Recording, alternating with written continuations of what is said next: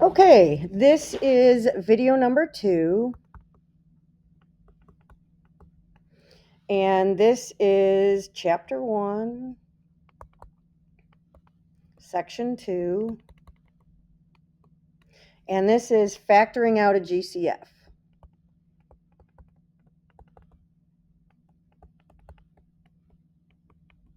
So you all know GCF stands for the greatest common factor.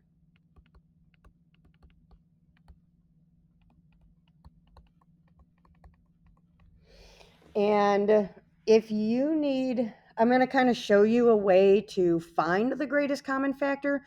Many of you will be able to just see the greatest common factor. You'll know the biggest thing that divides evenly into something. But if you have trouble with multiplication and knowing what is a common factor, there is a method that you can use to do that. So I'm going to show you in the first couple examples, and then I'm going to skip that step in my last couple examples and just go from there. Okay, so by definition,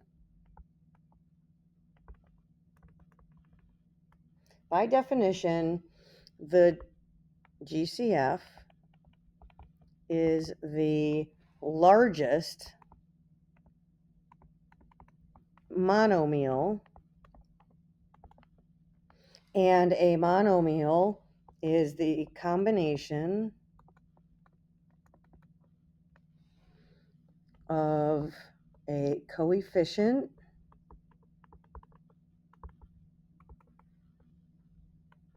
and or could be one of the other variables with or without exponents.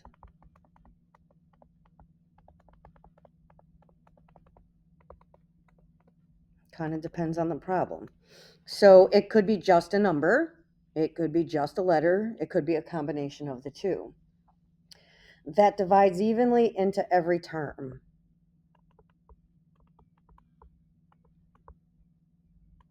And that part's important, that divides evenly and into every term. Okay, so if it doesn't go into every term, you cannot take a GCF out. So here's example number 1. We are given the expression 12a squared b minus 15ab squared. Some of you are going to look at this and say, oh, the GCF is 3ab. And it is. I'm just going to pop this over here. Okay, but if you don't know that, you can use a technique where you can break each term down to prime factors. Okay, so let's do that. So 12 goes to 4 and 3. 4 will go to a 2 and 2. 4 is called a composite number, so is 12. So when you break those, I like to cross them out, so I have only primes. And then my variables, a squared means I have an a times an a and a single b. Okay, so that's a 2 times a 2 times a 3. We're multiplying. 2 times 2 times 3 is 12. A times b is a squared b. 15, I'll do that one in a different color, is 3 times 5. Those are prime factors. And then a times b times b. Once you break them down, you want to circle something common to both. Circle anything common to both terms.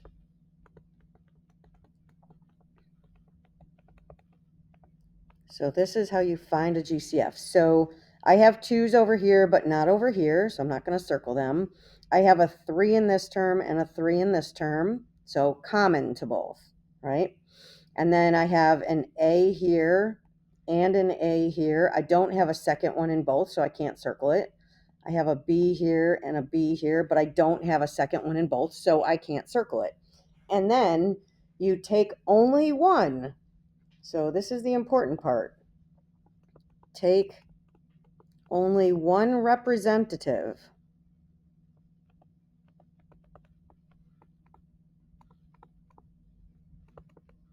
Representative? I think that's correct. of the circled numbers, circled values, we'll use values because they're not always numbers. And that is your GCF.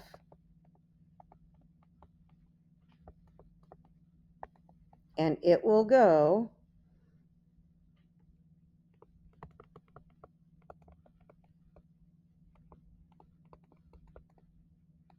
in front of a set of parentheses.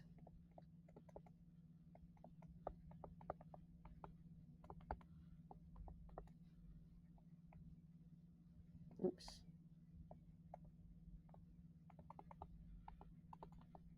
Okay, so I'm going to take what's circled, the 3AB, only one representation of them, and then I'm going to create a set of parentheses, and then anything from the breakdown of the 12AB that's not circled is going to get multiplied. So 2 times 2 times A, and that's 4A, and that's going to get put into the set of parentheses. The sign in between will get brought down, and then I'm going to take anything from the green term that's not circled, 5B, and that's going to go in the set of parentheses. Okay?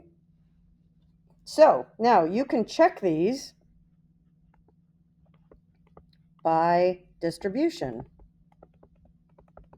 So basically what we're doing is undistributing. If we were to multiply this back out again, you'd get 12a squared b minus 15a b squared. And that's exactly what you had up at the top. So this is the answer if you were told to factor that problem by taking out a GCF. Okay? Let's do a second one. We're going to go to another page. I'm going to get a background. And we are going to, example number 2, we're going to factor 48x squared y plus 96xy minus 108xy squared. All right, now might be a good time to talk about calculators. On your phone, I would like you to go to, I'll put it over here. I would like you to go to your app store, and I would like you to go and find Desmos. It's an app, and I'm gonna look at my phone real quick. Let's see. There it is. You want the scientific calculator, and the icon looks like the cube root of 27, and it's got a green background.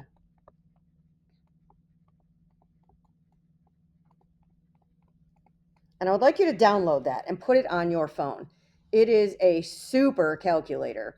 It's going to do everything you need it to in this class, and it will make it really nice for you. Now, if you have your own calculator, you're super welcome to use that in class. But I think that this does a better job than even like those red calculators. This will do fractions for you. It will do everything you need it to do. So this I highly, highly recommend.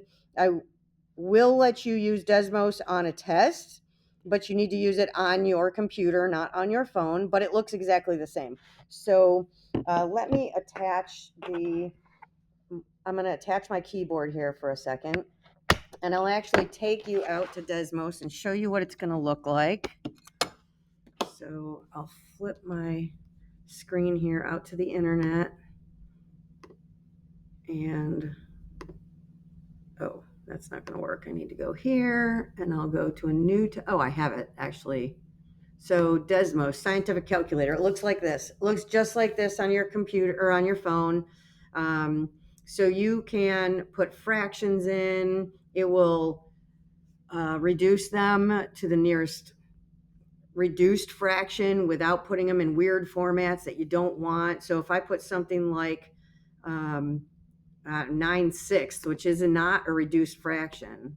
Oh, whoops, that's not what I want to do. I'm going to go backwards. I'm going to put the fraction in first, put the 9 over the 6 in, and I'm doing this with my keyboard.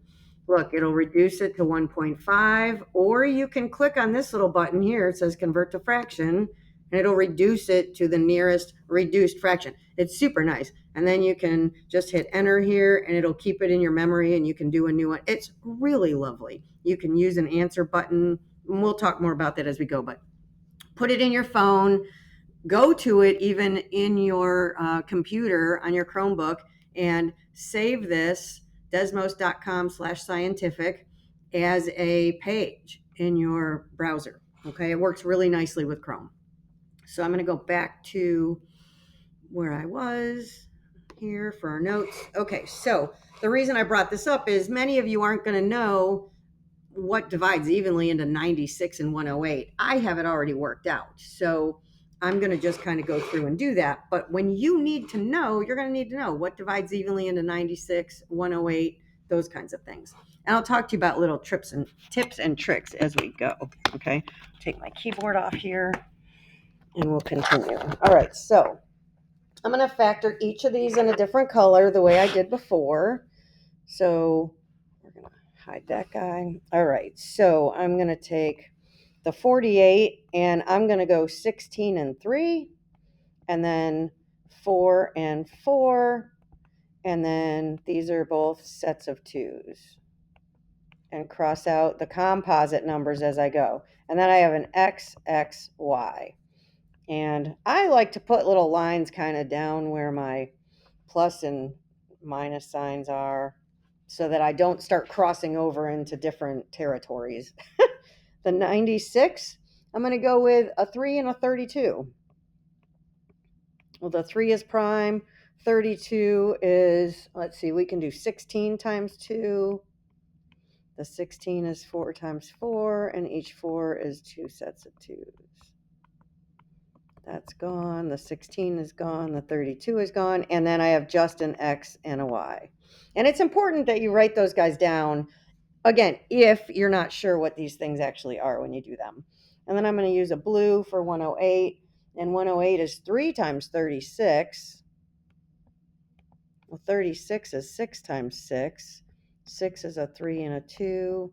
And a 3 and a 2. Get rid of my composites so I don't think that those are involved in any way, shape, or form. Okay, so, and then I have an X, Y, Y. All right, so now I'm going to grab my red pen and copy or circle whatever is common to every single term. So right at the top, I see I have a 3 in every term. Circle one of those. I've got at least 2 2s in every term. 1, 2 there. I've got 2 there. And I've got 2 there. And that's all. So I have another 2 in my orange term. I have another 2 in my green term, but I don't have another 2 in my blue term. So I can't utilize another 2. I have an X and a Y in every term. X, Y, X, Y, X. Oops, I did that backwards, but you get what I'm doing. Okay, X, Y. All right, so now in red, I'm going to take one representation, so only one representation of the red stuff. So I'm going to take that from this first term. So I have, and I'm going to multiply them all together, and I'll kind of lay that out for anybody who needs me to. 3 times 2 times 2 times X times Y. That's 3 times 2 times 2 times X times Y. Okay, so 3 times 2 is 6 times 2 is 12. So 12XY is the GCF. Okay, then what I'm going to do is put my parentheses in. They always go after the GCF. Remember the parens after the GCF. That's super important. And then I'm going to put in what's left over from each term. So I have a 2 times a 2 times an X. So that's a 4X. And then I'm going to bring the plus sign down. So we'll go plus. And then from my green term, I have a 2 times a 2 times a 2. And make sure you're multiplying. 2 times 2 is 4. 4 times 2 is 8. No variables left over. Okay, so there's no variables on that term. And then I've got a minus I'm going to bring down. And then from the light blue term, I've got a 3 times a 3 is a 9 and a Y left over. And that is my answer. Okay, so you guys are going to be putting these into varsity just like this. What's in that black box is this is what would go into varsity. Now, Also, I should probably mention that I'm big on work. I want to see your work. I want to see what is happening. So even if you can do this in your head, I want you to write the problem out on paper. I want to see your answer on paper. And I kind of get a pretty good idea pretty quickly of who can do what. So make sure that there's work. I do not want just a list of problems and answers, problems and answers. There should be some scribbling, there should be some work there so that I can see your math process happening, okay? Not just problems and answers. That means you're going to Google or, Mathway or some of those apps that will solve things for you, and photo math, just plugging it in and finding an answer. That's not what this class is about. I want to see you doing the work, or when you turn your work into me, you will not get credit. You'll still get your varsity credit, but you will not get work credit. So make sure that you're showing that process. All right, next problem. Background. This one, I'm not going to go through that process now. So here, there's not going to be a lot of work to do. So example number 3. Here's the problem. 9 x cubed y squared z plus 9 x squared y squared z squared minus 12 x y squared z cubed. Now, when you're taking out a variable, if you have variables in all the terms, the GCF of a variable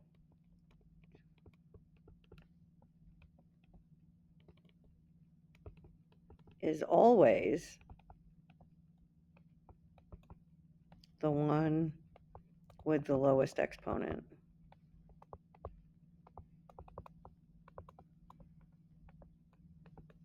So what I mean by that is if I have an x cubed, an x squared, and an x, then the x is going to be the GCF. In the y terms, I have a y squared, a y squared, and a y squared. They're all the same. So a y squared is going to be the GCF. In the z's, I have a z, and that means it's to the first power, right? If there's no exponent on it, it's a z to the 1. So I have a z to the 1, a z to the 2, and a z to the 3. The lowest one is z to the first, which I expect you're not going to put that in there, the 1. So just a z, okay? And then the numbers, we're looking at a 9, a 9, and a 12. So I know that a 3 is the biggest thing that's going to divide evenly into those. Okay, so here's how kind of I would work through one of these without actually breaking them down if you don't want to do that. Now, if you need to do that, do it. Do it for every one of these. But I would just say, okay, I'm going to take, this is my GCF, put the parenthesis in, and then 9 divided by 3 is 3. And then x cubed divided by x, well, you subtract your exponents. So that's going to be an x squared. Y squared divided by y squared, 2 minus 2 is 0, so there's not going to be a y in this term. And z divided by z, 1 minus 1, there's not going to be a z in there either. So I'm going to move on. 9 divided by 3 is 3. X squared divided by x is just x. X or y squared divided by y squared, nothing. Z squared divided by z is a single z. Minus 12 divided by 3 is 4. X divided by x is, they cancel out. Y squared divided by y squared, they cancel out. Z cubed divided by z is a z to the second power. Okay, that's how I would do one of these problems. And if I see you put just problems and answers on your paper, I'm going to ask you to walk me through one of these so I know that you understand that process of the division. This will quickly let me know who's got good division skills and who doesn't. Okay, and math and multiplying skills. So we're going to have a chat if I'm seeing just multiple or questions and answers. Okie doke. Just so you know, don't be offended. Just support your answers. All right, let's talk about this guy because you're definitely going to see one of these in there. 15a to the second times the quantity a plus b to the second power plus 6b squared times a plus b to the second power. Well, there's a couple things going on here, but the first thing that stands out, so terms, okay, terms are separated with addition and subtraction signs. Okay, so there's only two terms in here. There's a term here and a term here. There's only two. What's common to both of them? What stands out? Oops, I actually wrote that wrong. I am very sorry. I said squared, but I didn't put it in the right spot. So this squared goes out here. Very sorry. I apologize for that. Okay, so what stands out in here is, I'm actually going to get a highlighter. This thing is exactly the same in both terms. So what that means is it becomes a GCF. If you have something exactly the same in both terms, it then becomes a GCF. So I can take that whole thing, A plus B quantity squared, just like it looks in the problem, and I can pull it out front as the GCF. And then what's left over from this whole first term is 15A squared.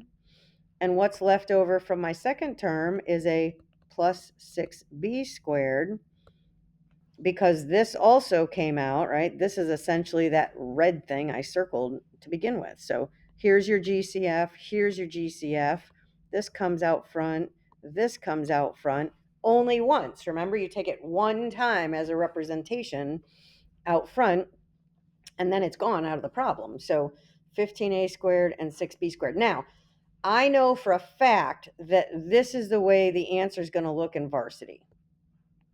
Now, you could put parentheses here, not brackets. I like the brackets just so they look separate from each other. But technically, there is still a GCF here, and that 3 should be pulled out and put in front of here. So if I was grading this, this would look like a 3, A plus B quantity squared times another quantity. If I take a 3 divided out of a 15, that would be a 5a squared plus a 2b squared.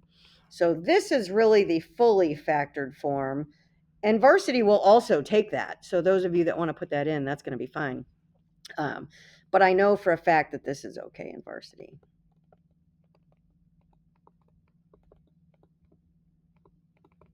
So you just take that entire quantity and pop it out of there. All right. So questions 17 and 18, I have a comment in my notes that I feel like you can figure out on your own. If you can't figure them out, come and ask. Okay, that's how I want this to work. I want to be your tutor in class, not your teacher up at the board. So I'm delivering the notes this way so my kids who aren't in school get them too. But I like the one-on-one time. So when you need me, come see me. I will help as much as I can one-on-one in the classroom. So number 17 and 18, figure those out. All righty. Toodaloo.